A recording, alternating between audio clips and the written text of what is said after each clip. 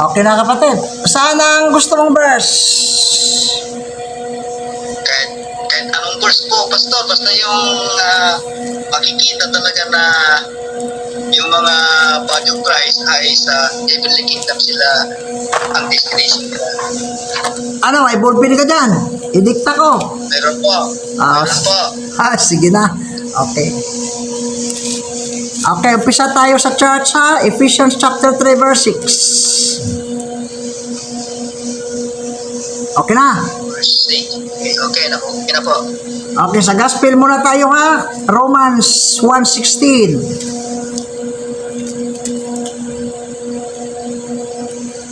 Okay, next. 1 Timothy 1:11. 1:11. Next. 2 Timothy 2:8.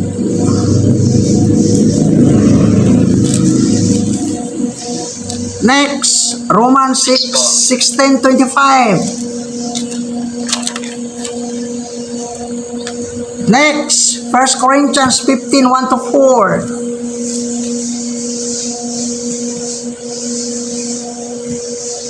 Next, 1 Corinthians chapter 1 verse 18. Chapter 1. Chapter 1 verse 18. Po. Ephesians chapter 1 verse 13. Dami po, ang dami. Sa gospel muna tayo. Okay, 1 Thessalonians 1:5. 2 Thessalonians 3:14. Acts 20:24. Yung naniniwala, naging kabahagi na sila sa iisang katawan. Okay, doon na tayo sa body. Body na tayo. Romans 12 verse 4-5. Romans 12. 4-5.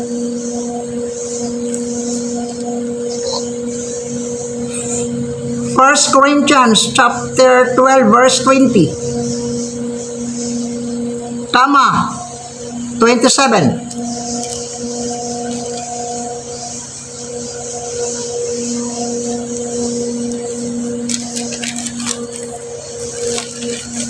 Okay na? Okay na ba? Tapos sa Colossians tayo, Colossians 3:15. Colossians 3:15. Okay, destination na tayo. Destination na, pahibi na. Colossians 1:5. Colossians 1:5. Sige po. Colossians chapter 3, 1-3. Ephesians chapter 2, verse 5.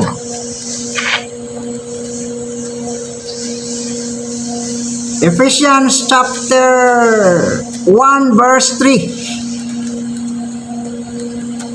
Ephesians chapter 3 verse 9-10.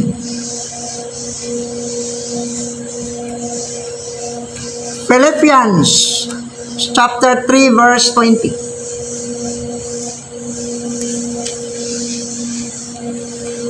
Okay na? Okay na po. May tanong pa? Wala.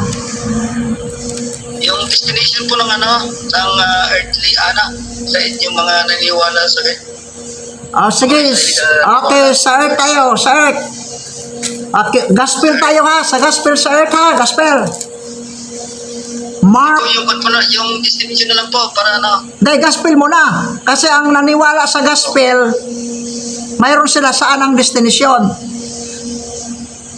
Sige po. Okay, Mark 1:1.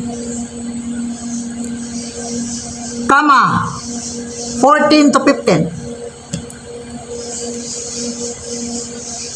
Next, Matthew 4:17.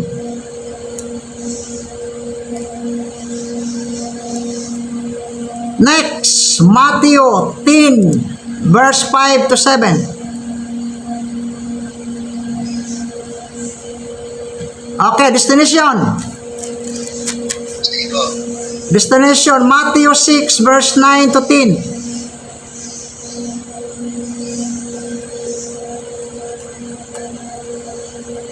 Sige po. Revelation chapter 3. Teka, sandali. Pakiulit po, pakiulit. Revelation chapter 5, brother. Verse 9 to 10, Revelation. Okay. Revelation chapter 5, verse 9 to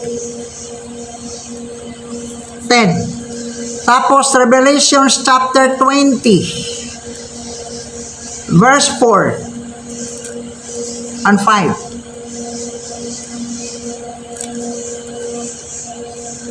Oh, yan lang muna. Okay. Yan na po. Okay na po, sir. Salamat. Sige, welcome. Next, baka may question na ba? Kasi Carlo. Kahit Carlo. Bakit Carlo? Ano po ba yung mystery brother doon sa Mark 4:11? Ang Mark 4:11, lahat ng parables, kasali yung Matthew, sa Lucas, sa Mark, may mga parables doon eh. Yun ang mystery sa kingdom, hindi ipinaalam doon sa nakikinig, doon lang sa mga apostles. Parables yung sinasahit mo eh. Ulitin ko po, lahat ng parables naging mystery doon sa mga scribe, Pharisees, Sadducees at mga elders sa Jerusalem, sa Israel. Pero doon sa mga apostles, sinabi ni Kristo. Ang meaning, ang mystery dito, ito na, yung sewer. Yung sewer. Yung nagpupugas. At mayroon namang interpretation dito sa whole chapter. 4 yun eh. Yung doon sa fertile na lupa, doon sa daanan, doon sa mayroong mga sampinit, yun. Ito, nandito lang ang answer, ang mystery niya. Ang seed, yung gospel seed, yon sinabi dito, ito lahat, basahin mo lang buo, chapter 4. Hello? Okay po, brother. Ito nandito lang answer. 4 na kwan yun eh. 4 na, at saka yung natanim na, yung seed na nabigay doon, nalagay doon sa fertile, 100 times yun ang kwan. Ang fruit niya, verse 20. Nang answer niya, nandito lang, basahin mo lang whole kung ano yun. Kasi parables ito eh.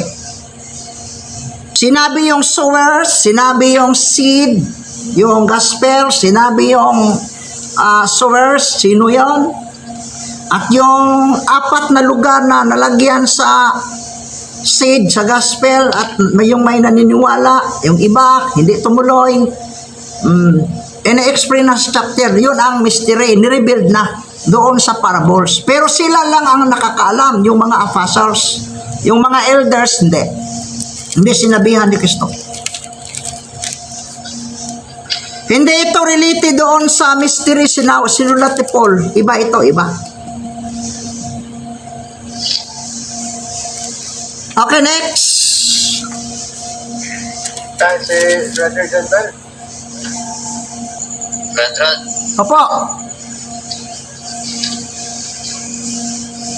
yung mga mayayaman ba na hindi pa mananampalataya, maliligtas ba? Kahit hindi mayaman o mayaman man, pag hindi sila sumasampalataya doon sa gospel, hindi talaga maligtas yan. Pero, pag nakapakinig sila, tapos naniniwala, ay kahit sila mayaman, ligtas. Kahit sila hindi mayaman, ligtas. Yan. So, ang kaligtasan ngayon, hindi lang doon nakapuk. Opo, ano? Sige, tuloy. Brother, sa ano kasi, yung may mayaman, di ba na, nagtanong kay Kristo, sabi niya, nagawa na daw niya lahat. Ano pa ba daw dapat niyang gawin? Eh, tumalingkod nga yan, Brad Rod, yung mayaman. Tapos sabi din naman sa kasulatan na mas mahirap ang pasukin yung mayaman sa kaharian ng langit kesa sa babang kamilyo sa butas ng karayom. Eh,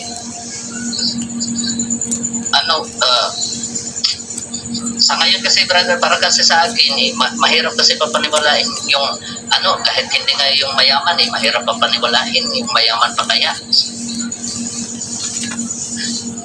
Sa panahon ni Kristo, Lucas yung sahit mo, no? Lucas chapter 18, verse 18, oh. Yun ang sabi mo, yun ang ibig mong sabihin. Ito na, basahin ko ha. And a certain ruler asked him, saying, Good master, what shall I do to inherit eternal life? And Jesus said unto them, Why call thou me good? None is good, save one that is God. Thou knowest the commandment, do not commit adultery, do not kill, do not steal, do not bear false witness. Ito ba ang ibig mong sabihin? Nawala. Brad Rod. Ito. Kasi sa panahong iyon, hindi pa namatay si Kristo eh. Ang kaligtasan nila doon pa rin sa law. Itong mayaman, sinabihan kasi mayabang ito eh. Sinabihan ni Kristo, kung gusto ka maka-inherit ng eternal life, sundin mo yung mga batas, yung law. Alam niya, ang hirap sundin yung law, tumalikod. Sa makatuwid, sabi ni Kristo, ang hirap yung mayaman, maligtas. Totoo naman yun. Pero sa panahon natin ngayon, kahit mahirap, kahit hindi mayaman, mahirap maligtas. Bakit? Tingnan mo yung mga subukan mo mag-evangelize doon sa mahirap. Wala. Sa panahon ngayon, mayaman at hindi mayaman, pareho lang. Matigas ang puso. Bakit matigas? Ito, marami namang mga hindi mayaman. Sinabihan namin, mahirap, pareho lang. Bakit pareho lang? Kasi sa Ephesians chapter 4 verse 18. Basahin natin ha. Start tayo sa 7:10. This I say therefore and testified in the Lord that ye henceforth walk not as other Gentiles, walk in vanity of their mind. O yan. Having the understanding darkened. Mayaman at mahirap ang understanding darkened. Being alienated from the life of God. Yan. Sa panahon natin ngayon, kahit mayaman, kahit mahirap, ang kaisipan nila understanding darkened, being alienated from the life of God through the ignorance. Pareho lang. That is in them because of the blindness of their hearts.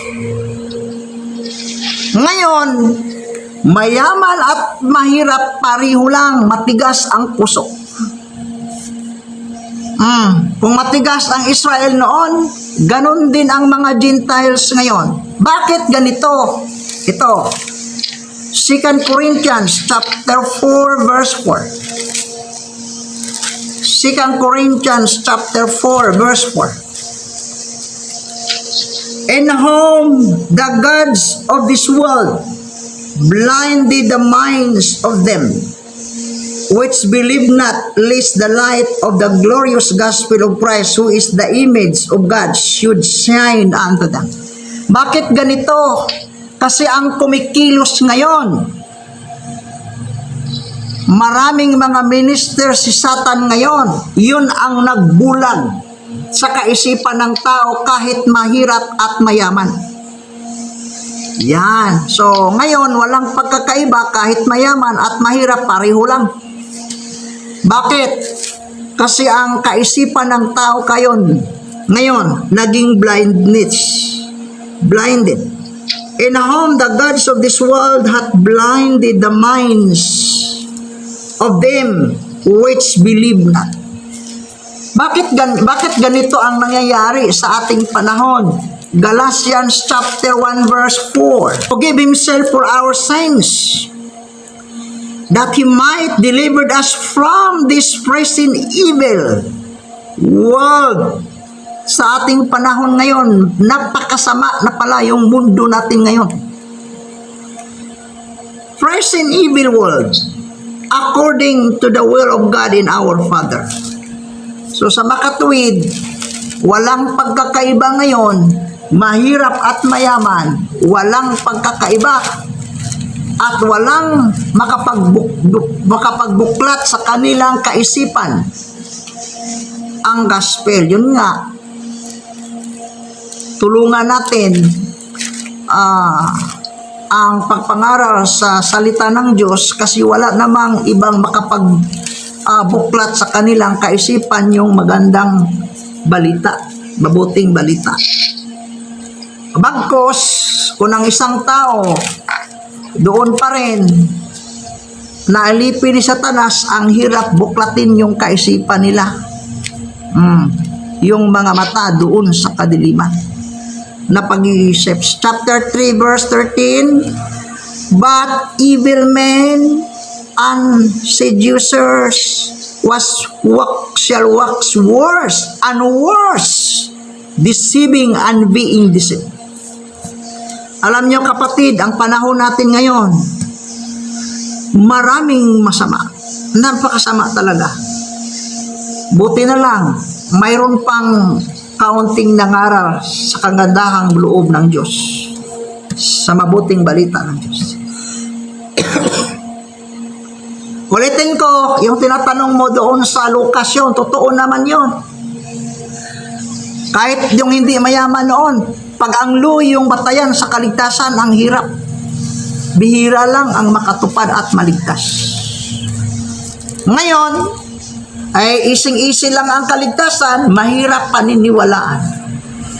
Bakit? Kasi ang umiiral ngayon yung kasamaan. Sabi ng Galatians chapter 1 verse 4. Next question. Father, si Sir Benjay, go ahead, sir. Question ko lang follow-up doon sa question ni Brother Carlo kanina. Masama ang panahon ngayon. Tama bang sabihin natin na dinagdagan pa ng mga iba't-ibang uri ng mga mangangaral tulad ni na Carillo, Periol. Tapos meron ako nakausap kanina, masyadong dilim kay Father Darwin Itgano.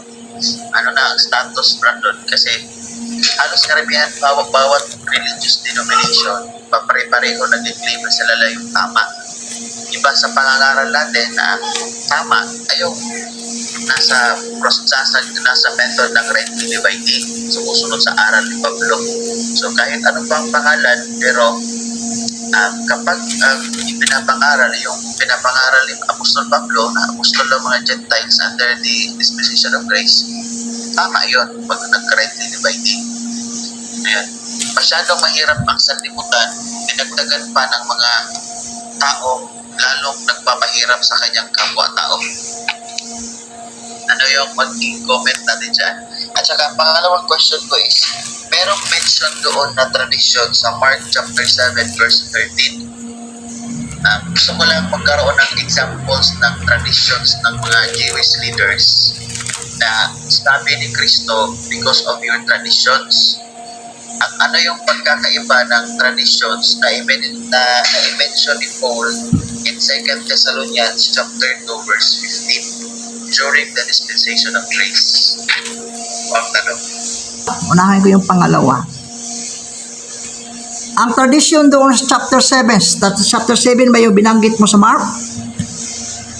Ako pala, chapter 7 verse 13. At saka yung sa chapter 15 sa Matthew, pareho lang yun eh. Ang tradisyon na idinagdag sa mga Jewish leaders before, una-una yung long prayers, Matthew 23 verse 14 to 15. Pangalawa, mayroon silang dinagdag sa law, pero sa kanila galing, hindi ka pwedeng kumakain pag hindi ka magwash ng kamay. Yun ang tradisyon nila. Yung sa kay Pablo, yung tradisyon nila, basahin natin. Sa kay Pablo, iba yon. Iba doon sa Mark. Pero ginagamit pa rin sa mga preacher ngayon. Chapter 2, verse 14. Whereunto I call you by the gospel of to the obtain of the glory of our Lord Jesus Christ. 15. Therefore, brethren, stand fast and hold the traditions. Yan. Which ye have been taught, whether by word or our epistle. Ano ba yung tradisyon sinabi ni Pablo? Ito ang tradisyon niya. Mas mabuti sa isang lalaki na hindi mag-asawa. Sabi ni Paul, hindi ito sa akin o hindi ito sa Panginoon, sa akin ito. Yun ang tradisyon. Meaning, ang tradisyon niya, sinasuggest na doon sa mga ngaral, mabuti wala kang asawa para hindi ka mahihirapan. Pero hindi utos ng Diyos yun. Yan ang tradisyon sinasabi niya. Pangalawang tradisyon, sabi ni Paul, dapat ang isang mangangaral o sumasampalataya huwag kumain pag walang trabaho. Anong ibig sabihin? Hindi naman inutusan si Pablo. Sabi doon sa Corinthians chapter 9, yung mangangaral may karapatan May karapatan kumukuha doon sa mga bagay na pang material, dapat siyang kumuha at gamitin siya habang mangaral. Pero sabi ni Pablo, hindi ko ginamit yan. Tradisyon yan. Hindi niya ginamit, hindi siya gumagamit ng mga pira doon sa ibang mananampalataya. Kumukuha siya pero itulong niya doon sa mga mahirap, hindi niya ginagamit. Ang tradisyon niya, dapat ang mga ngaral, gumagawa ka ng sarili. Hindi ka magpabigat doon sa ibang mga mananampalataya. Yun ang tradisyon niya. Lahat ng tinuturo ni Pablo na mabuti, na hindi utos ng Diyos, at inamin niyang sa kanya, yun po ay tradisyon, sinabi ng teaching ni Pablo. Okay, balik tayo doon sa unang question. Ano yung unang question? Doon sa mga pangangaral na mas lalong nagpapahirap sa ating sa sanlibutan, lalong-lalo na sa mga tao na walang connection doon sa Diyos. Yan, tama. Ay sa Biblia, 2 Corinthians chapter 11, dati namang sinabi ni Pablo yon. Yung naging thorn, tinik sa kanyang sarili.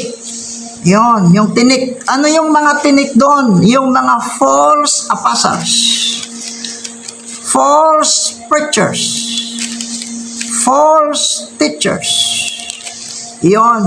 Hindi talaga natin maiwasan yan kasi mayroong counterfeit. Ano yung counterfeit?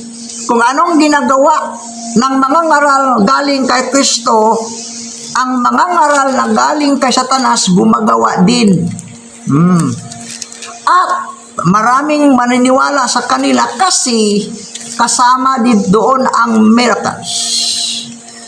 Yan. 2 Corinthians chapter 11, ang tawag, the ministers of Satan. Yun ang tinik, sabi ni Paul chapter 12.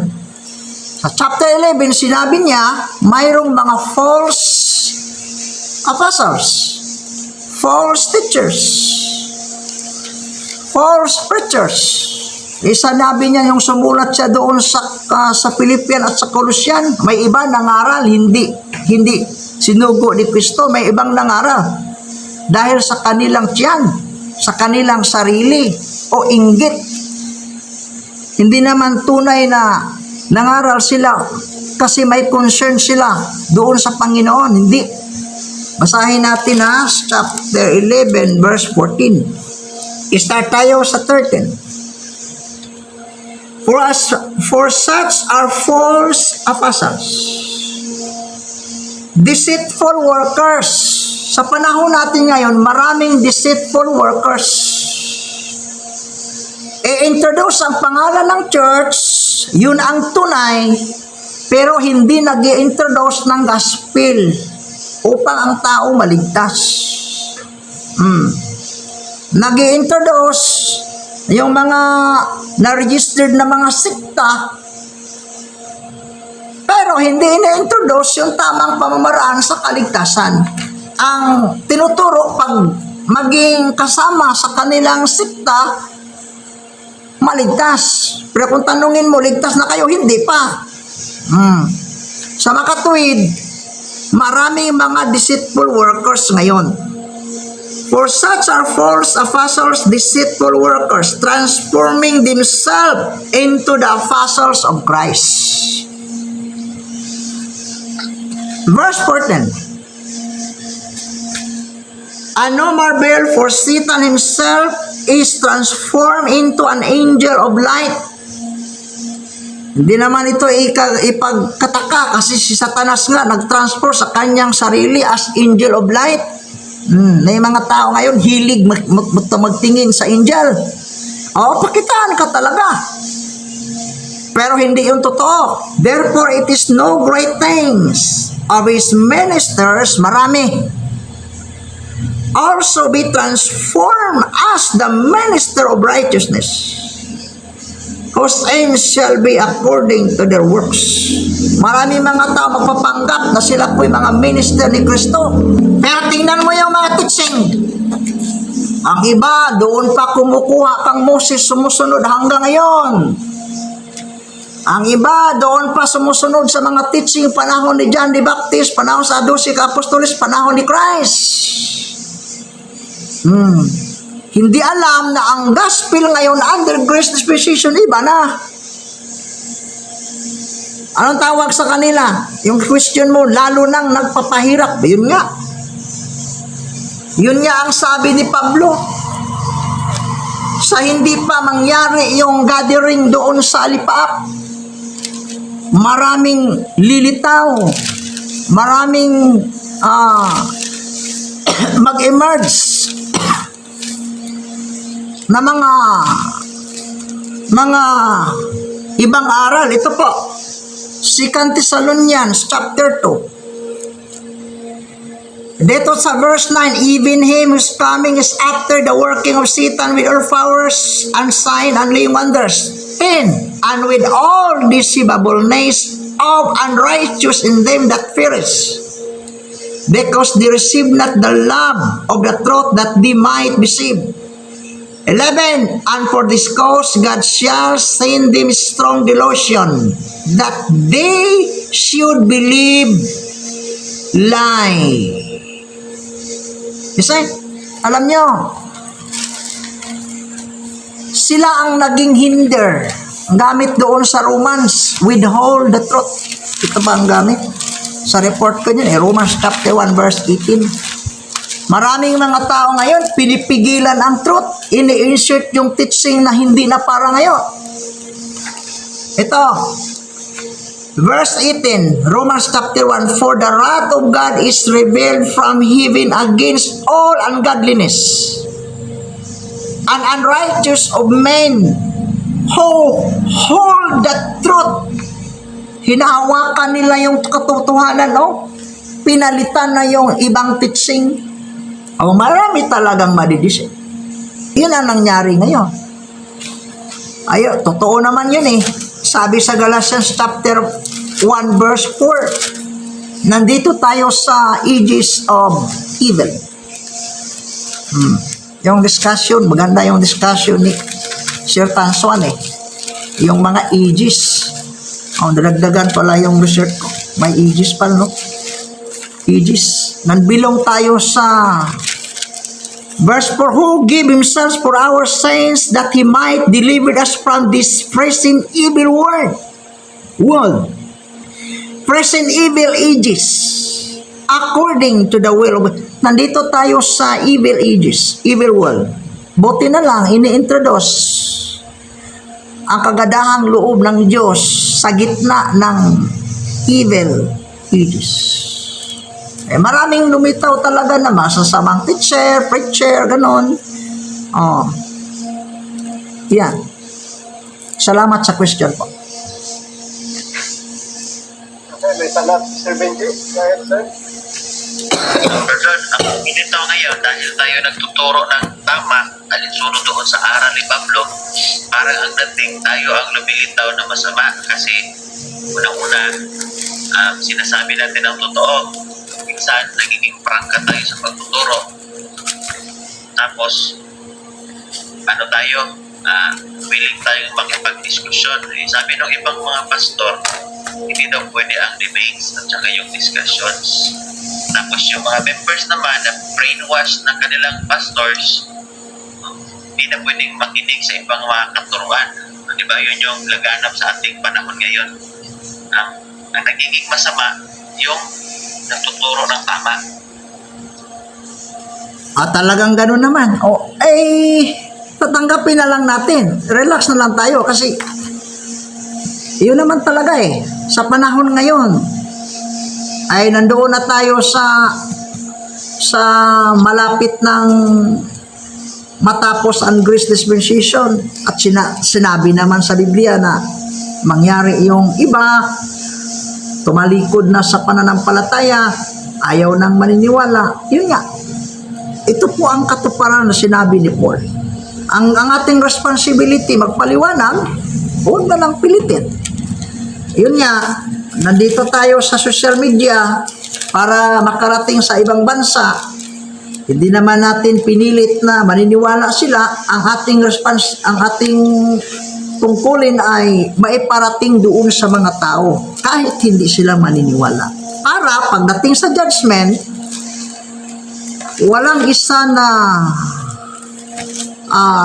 sa Bisaya pa makapangulipas. Anong sabi yun sa chapter 2 verse 1 Romans? Therefore thou art inexcusable pala ang gamit. A man whosoever thou art that judge wherein thou judgest another that condemnest thyself, for thou that judgest do it the same things. Tapos verse 3, and thinkest thou this, O man, that judgest them which do such thing, and doest that the same, that thou shall escape the judgment of God. Alam nyo, ang ating tungkulin yun lang. Iparating natin yung gospel. Pagdating sa judgment, therefore thou art inexcusable. Hindi sila makatakas doon. Hindi makatakas. Bakit? Tuloy natin sa verse 16. Which you the work on the day when God shall judge the secrets of men by Jesus Christ according to my gospel. Kahit hindi sila maniniwala, wala namang, sa amin nga dito, kahit pa umalis yung member, kasi marami nang umalis Okay lang. Alam ko yun Buti na lang may maiwan 3. Bakit? Kasi sabi ng Biblia yun mag-alisan. At saka yung umaalis, magsabi ng kabaliktaran, sabi ni Paul doon sa Acts 20:29.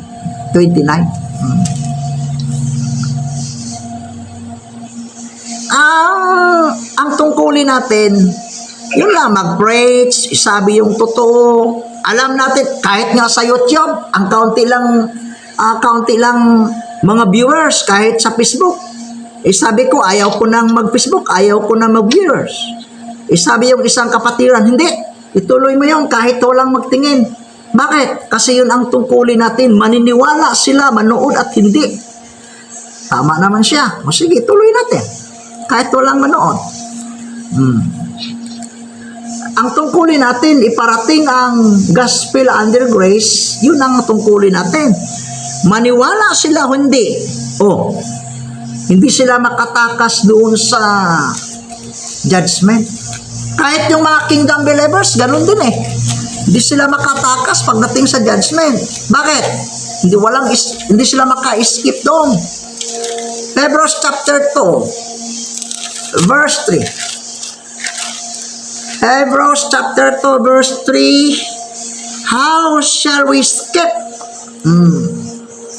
Sabi sa writer, how shall we escape if we neglect so great salvation, which at the first began to die spoken by the Lord? Paano sila makatakas, ka-escape pagdating sa judgment? Ang sagot, hindi. Adami natin nagsalita, ayaw nila ayaw nila bigyang pansin, ayaw maniwala. O, problema nila yun. Hindi naman tayo lugi.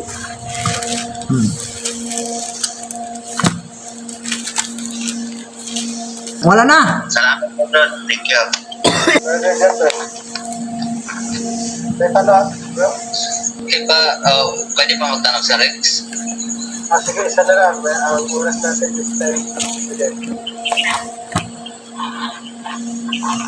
Ganito kasi may na-encounter kasi ako ng kaibigan.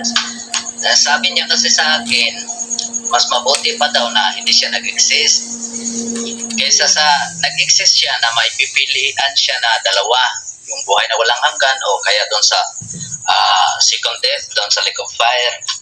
Ngayon, kasi sabi niya kasi, kahit napiliin mo yung buhay na walang hanggan at mapili mo yung kasamaan, parehas lang din naman magsasuffer yung tao.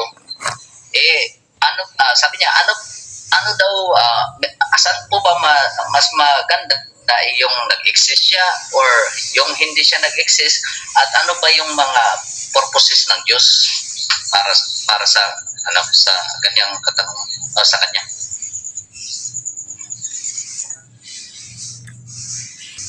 Sino magsagot? Ako. Sino magsagot? Kahit sino po. Ikaw lang, Brad Rod. Kung address mo yung kay Sir Rex, okay lang, sa kanya muna. Sige, Sir Rex. May tanong kung bakit parang ayaw niya mag-exist. Kasi, sabi niya kasi, nung hindi pa siya nag-exist, for example, nung naluwal siya ng kanyang magulang is 1996. Noong 1995, wala pa siya sabi niya, kung hindi siya nag-exist, ikumpara sa buhay na meron siya ngayon, na kahit piliin niya buhay na walang hanggan or yung hindi naman kasamaan, parehas lang din naman magsasuffer yung tao. Ano po ba yung mas mabuti o mas maganda, yung hindi siya nag-exist o kaya nag-exist siya, tapos ano po ba yung mga purposes ng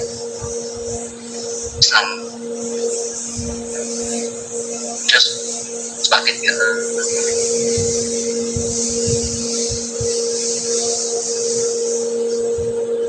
Parang kini-question niya yung existence niya. Ay yung point niya na kung magsasuffer ng tao, dapat hindi na lang parang gano'n. Hindi na lang sana siya ikinanganak sa madaling salita. Parang gano'n. Opo, Sir Rex. Parang gano'n pa yung point niya. Parang gano'n kasi, Sir Rex, kasi kung sa time na yun na hindi pa siya nag-exist, kung pwede nga lang sana tanungin siya, hindi na lang siya mag-exist. Parang gano'n na. Anyway, ang problem, ang pag-uusapan, yung kanyang existing na lang, hindi na yung wala kasi nandiyan siya. So, ang sabi niya na sana hindi. Pero, magandang malaman din yung dahilan, reason kung bakit ayaw niya mag-exist. Pwedeng sa maraming problema, pwede rin. Or ano kaya ang pinaka-point? Kasi mas magandang ano yung pinaka-dahilan kung bakit hindi na lang sana. Maraming problema. Pag tanungin mo yung iba na nandun sa kanila halos lahat, sasabihin nilang ay salamat, ako'y nag-exist.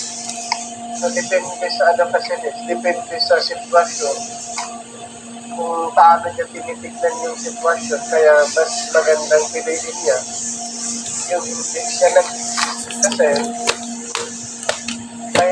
mayroon siyang inisip or pwedeng ikinukumpara niya yung sarili niya doon sa iba. Kaya sinasabi niya, mas magandang hindi ako nag-exist. Pero pag ikumpara yung sarili mo na mas meron ka, halimbawa, kumpara sa iba, pwede mong sabihin na ikaw ay nag-exist. So, ibig sabihin, depende doon sa pananaw ng tao. Kasi pag yung iba tatanungin, nagpapasalamat sila yung nag-exist dahil wala silang iniisip na sabihin natin na natulad o nabibigatan or hayahay ang buhay. So, siguro depende sa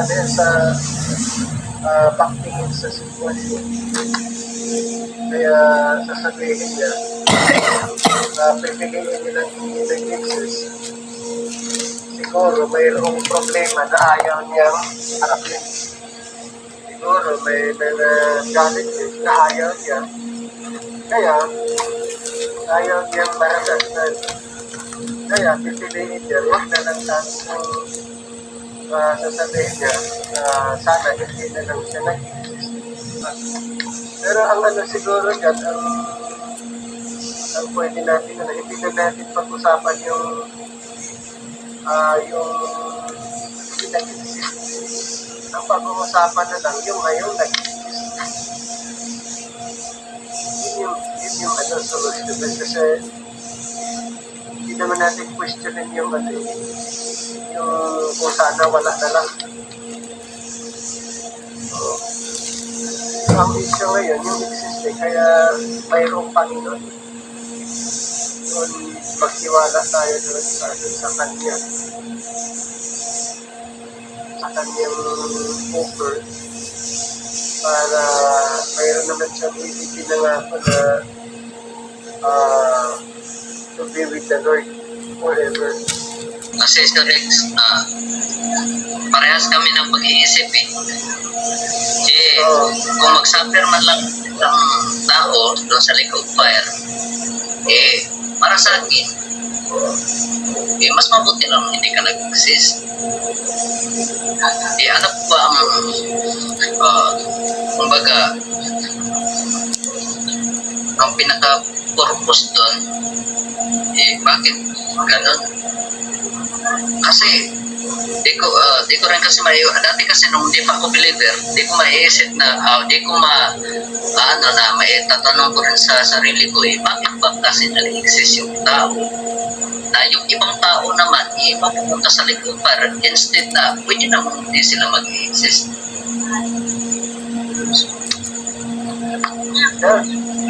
Pwede pong mag-interrupt. Sige. Sa medical field po, pag may mga ganong pag-iisip po kasi there's something wrong psychologically. Hindi ko lang po i-judge yung kaibigan nyo o kahit sino po mag-iisip po gano'n. Tumapasok po yung suicidal na tinatawag na hindi na lang ako mag-exist. So there's something talaga na kailangan i-correct sa pag-iisip na yun. Sa medical field po, kailangan po talaga i-correct yun. Kung sa Christianity naman, marami na po talagang purpose na dapat daming pinapagawa sa atin ng Panginoon. So, kapag hindi natin nagagawa, talagang mag-iisip ka talaga ng mali. So, yun lang po siguro. Yun lang po. Ayun. At saka, kaya nga ang Panginoon meron siyang plano. Actually, ang plano ng Panginoon ayaw niya ang tao mapunta doon. Pero ang tao kasi may choice. Mayroon siyang ayaw niya eh. Ayaw niya maniwala. Kaya, hindi pa rin may ang pupunta din naman sa dagat-dagatan ako. Sana wala na lang. Yun naman talagang manambay kaya na gusto niya i-redeem ang tao. Ang angel hindi niya pwedeng i-redeem. Ang angel nagkasala pero walang redeemer. Ang taong nagkasala ay mayroong redeemer pero ang tao ay ayaw. Starting pa lang, di ba? Kaya hindi pa rin natin pwedeng, hindi pa rin natin pwedeng questionin na mayroong mapupunta talaga sa dagat-dagatang apoy dahil pinilit na niya. Hindi naman na pumunta siya doon kung hindi niya pinili. Pinili niya mag-reject doon sa offer. Starting pa lang, di ba? Ang Panginoon para ang tao makaiwas. Pero siyempre, si Satanas ay ma-influence ka, gumagawa din siya para ang tao ay hindi, ang tao ay makakasama niya. Tsaka lang last, Pastor. Sige, Out of million sperm cell po kasi, isa po tayo dun sa napunta dun. So, bakit ganon? So, may purpose talaga. Medically, may purpose talaga. Yun lamang po dapat hanapin. Yun lang po siguro.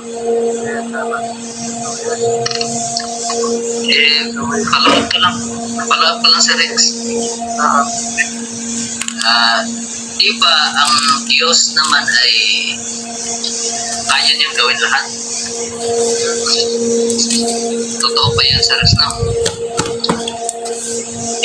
Sa umpisa pa lang, kaya pa niyang gawing di ba sa ngayon pag tayo ligtas, pupunta tayo sa langit, tapos yung mga kingdom believers maninira dito sa lupa. Kaya ba niya sa umpisa pa lang, alam naman natin, siguro kaya naman niya sa umpisa pa lang, ligtas na yung gagawin niya. Kumbaga, ganito, nung ginawa niya yung tao,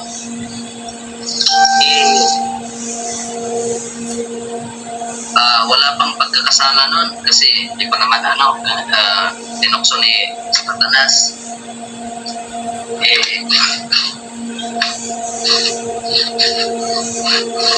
Kaya naman siguro ng Diyos na yung gagawin niya dati pa lang puro naligtas.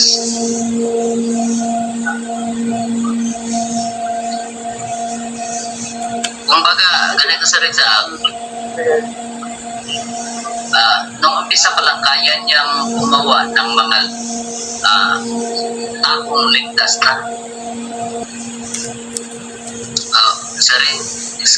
Kasi po, dati po kasi, di pa po kasi ako believer, di pa po ako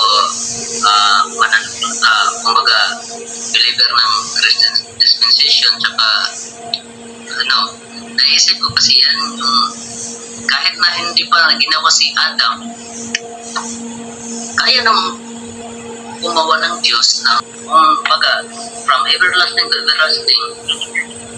Opo. Kaya nag-question ko yan dati. Pero nung ngayon, nandito na ako wala nang magagawa. Pwede ba yung salita, sir? Sige, hindi ko masyadong nakuha yung ano yun. Sige.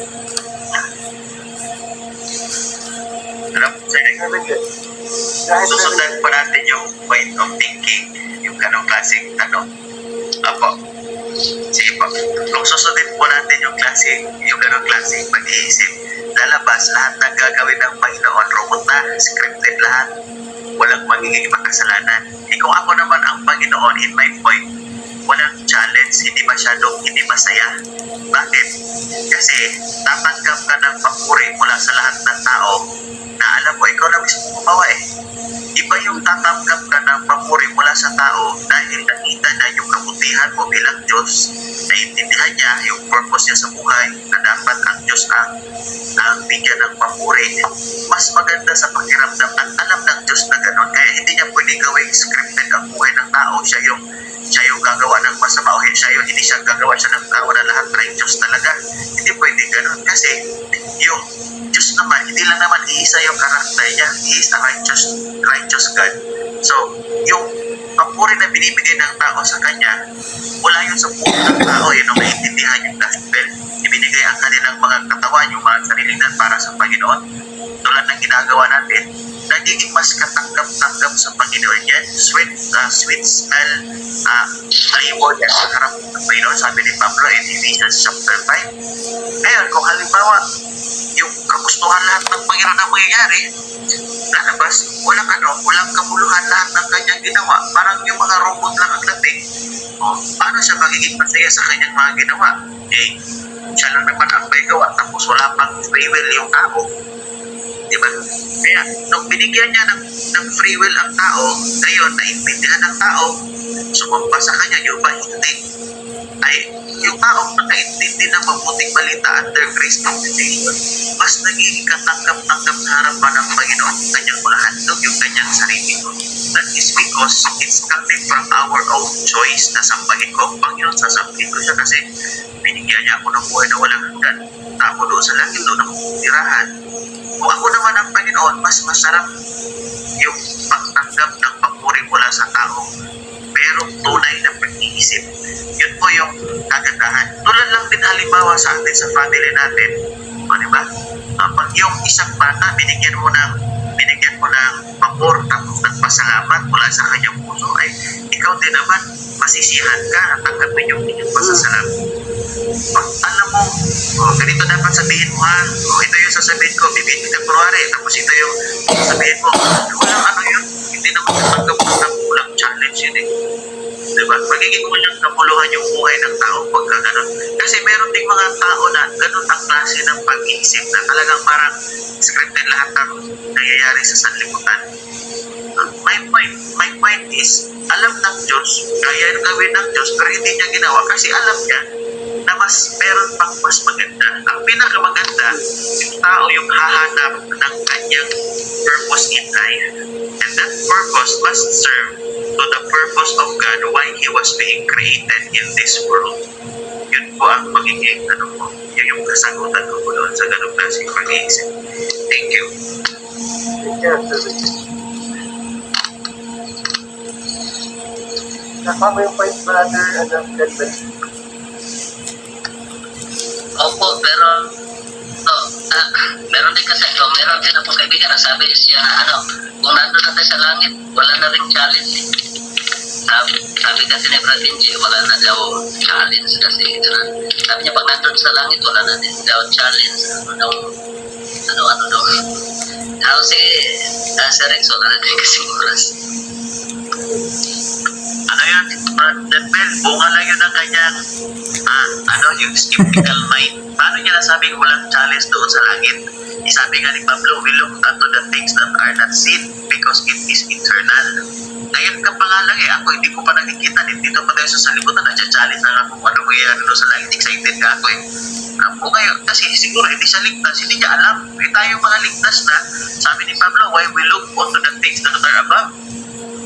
Ang ganda-ganda kaya, ang sarap sa pakiramdam pag nag-i-imagine ka na, ay bumalik na si Kristo. Pupunta na ako sa langit, babay mga unbelievers dito sa sanlibutan. Ang ganda-ganda ng pakiramdam. Diba? Mag-suffer kayo sa great tribulation. Titigas ng ulo ninyo. Grabe yung benching namin. Wala pang bayad lahat. Tapos ayaw niyo maniwala. Pupunta na kami sa langit. Okay, maiwan kayo dito sa sanlibutan. Sa great tribulation. Maraming challenge sa great tribulation. Sir Rex, mag-share ako kaunti. Maganda yung topic ito ngayon ha. Sa Amerika, may missionary na galing sa Pilipinas, galing sa Things to Come Mission. Sinisira niya yung Amerikano. Sabi yung Amerikano, ayaw kong maniwala. Bakit? Mas maganda pa ang Amerika kaysa heaven. Mas maganda, ayaw ko ngang mamatay. Bakit nasabi niya ngayon? Sabi niya, ang lucky ko, ang swerte daw niya. Ayaw niyang mamatay kasi gusto niyang ayaw niyang umalis dito sa Amerika, sa mundo kasi masarap, maganda daw. Ay sinubaybayan niya, tinanong niya, saan ka galing yung pamilya niyo? Yun pala, yung ilulo niya, maraming kayamanan. Tapos yung papa niya, bata pa, marami ng ipirmana ba? Marami ng mga bagay na abundansya talaga hanggang doon sa kinakausap niya. Yun pala, yung tao ayaw niyang mamatay kasi hindi siya nakaranas ng masama. Puro lahat masarap, maganda. Ngayon, yun pala, nahirapan siyang mag-share sa gospel, kasi ayaw mamatay eh. Hindi siya, sabi niya, ang swerte niya, hindi siya sa Bisaya pa, hindi siya nagbasol. Ano ba sa Tagalog yun? Nga, ipinanganak siya kasi hindi niya naranasan yung hirap. Pag-uwi niya sa Pilipinas, mayroon naman siyang na-encounter. Sabi yung taong Bisaya, sinabihan niya, sinira ng gospel. Sabi niya, ayaw kong maniwala. Alam niyo, nagbasol ko, nganong nag-exist ko. Sana hindi ako ipinanganak. Itinanong siya, ano bang nangyari sa'yo? Kasi yung lulo niya, marami kunong asawa, maraming anak sa labas, tapos hindi na sila naasikaso. Pati yung tatay niya, hastang 6 na asawa yun. Asawa, ilawan siya, iniwan, asawa naman. Siya pinanganak na hindi niya narasan yung love sa parents, pati sa lulo. Sabi niya, ay buti hindi ko pinanganak. Nakita mo yung point ko? Kasi ganito yon. May mga tao talaga na hirap, resulta sa pangyayari doon pa lang sa mga magulang. Hanggang sa ipinanganak, hindi ba lang nakaranas ng kaunting masarap na pamumuhay? Ay dumating sa sarili niya, buti pa hindi ako pinanganak, ganyan. May isa namang tao doon, mayaman siya. Tapos, ibigay yung lahat ng ari-arian sa papa niya, lulo niya, ibigay sa kanya. Ngayon, sabi niya, ayaw kong mamatay. Gusto kong mabuhay. Hindi ko gusto maguna ang mundo. Ay, dumating, pumasok siya doon sa bisyo. Hanggang, ibinta na lahat, ibinta na yung mga ari-arian, hanggang, pati bahay, wala na. Isang damit na lang. Sabi niya, gusto ko nang mamatay. Buti, hindi ako nag-exist. Alam mo yung kung umpisa balikan natin yung pangyayari, naging ganun ang kalagayan niya, hindi naman dahil siya naman ang gumagawa, bakit siyang naging ganun? Marami na siyang kayamanan, bakit ibinta? Marami siyang ari-arian, bakit hindi ginamit sa maayos na paggamit? Yung naresulta, nahihirapan na siya, gusto na siya mag-suicide. Kung titingnan natin, balikan natin yung problema sa kanya rin. Sa kanya. Mayroon namang mga problema ang tao ngayon dahil sa mga magulang natin, pinapabayaan yung kinabukasan natin. Noon, hindi mo masisi kasi yun ang resulta sa hindi asikaso yung mga parents natin. Ngayon, nandito tayo ngayon. Ay kung ano tayo ngayon nag-i-exist, hindi na natin maibalik, hindi na natin pwedeng i-twist. Talagang nandito na eh. Ang titingnan natin yung sa harapan na lang. Yun ang problema sa Acts 9. Report ko ito eh. Ito ang problema. May mga taong sabi niya, bakit ganito ang paggawa mo sa akin? Bakit naging ganito ako? So hindi yan. Ang isipin natin kung ano tayo ngayon, forward tayo, hindi naman pwedeng maibalik natin. Ang lahat ng mga solusyon sa problema natin, kailangan isolve natin. Marami namang solusyon. Nag-i-exist na, hindi na maibalik. Anong gawin natin? Tayo na ang mag-choice. Kung gusto kang magandang kinabukasan after death, alam natin. Kung ayaw mong gustong maging after death, gusto kang doon sa mahirap, ikaw na ang pumili. So sa makatuwid, wag na lang nating sasisihin yung nakaraan, kung ano ngayon. Tayo na ang magdesisyon, alam na natin ang katotohanan, alam natin ano yung masama, tayo na ang pumili. Huwag na tayong bumalik doon sa nakaraan. Kasi kung naranasan natin yung hirap, resulta sa mga magulang natin, hindi piniprepared yung kinabukasan natin, huwag na nating balikan yun, nandito na yun eh. Masabi natin yun kasi mahirap tayo. Pero yung Amerikano, bakit gusto niyang mabuhay pa, ayaw niya mag-suicide? Kasi hindi niya naranasan pangit eh. Nasabi lang natin yon kasi hindi pa natin naranasan yung masarap, yung magandang pamumuhay. Pero ipinangako ng Diyos yun. Romans chapter 8 verse 18, verse 23, na pagdating doon sa heaven, doon sa katuparan, pag-i-put up na ang lahat ng mananampalataya under grace, hindi ika-compare yung mga kahirapan dito, yung mga masarap, yung magaganda dito, hindi mai-compare doon sa heaven. Yun ang ating perspective sana, yung mga vision natin. Salamat po sa question, maganda yon. Maraming salamat.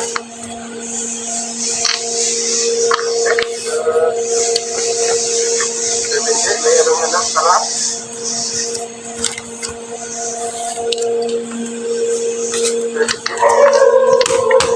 Bro, John Bell, huwag ka nang magmaluak dyan kasi 10:38 na, matutulog na si Sir Rex.